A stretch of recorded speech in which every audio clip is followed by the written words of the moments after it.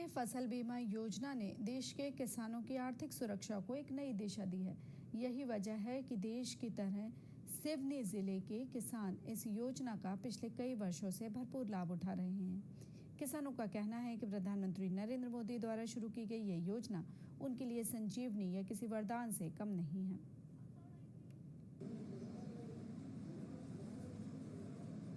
इनका जो कर्ज लेते हैं बैंक से या सोसाइटी से, उससे ऊपर पैसा कटता है और वो बीमा होता है।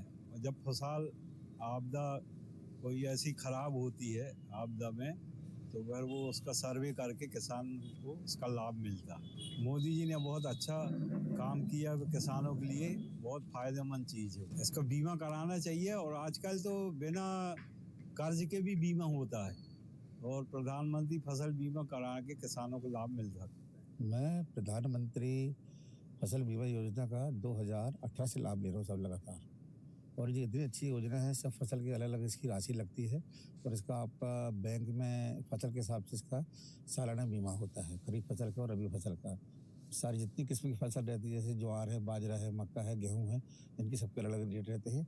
आधी किस्त किसान की रहती है और आधा सरकार उसके जमा करती है।